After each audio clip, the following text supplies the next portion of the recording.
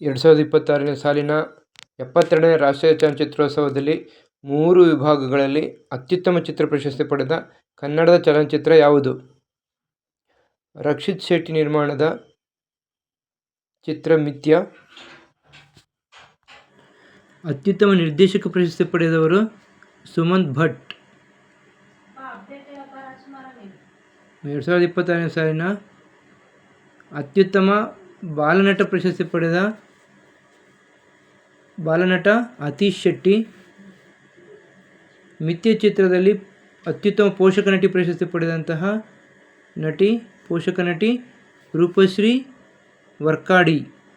Okay ನೋಡಿ, ಈ ಒಂದು ರಕ್ಷಿತ್ ಶೆಟ್ಟಿ ನಿರ್ಮಾಣದ ಮಿಥ್ಯ ಚಿತ್ರಕ್ಕೆ 2026ನೇ ಸಾಲಿನ ಅತ್ಯುತ್ತಮ 3 ವಿಭಾಗಗಳಲ್ಲಿ ಅತ್ಯುತ್ತಮ ಪ್ರಶಸ್ತಿ ಪಡೆದಂತಹ ಚಿತ್ರವಾಗಿದೆ ಇದು.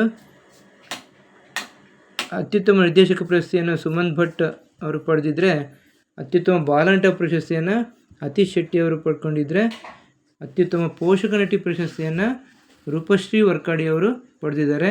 Thank you for watching.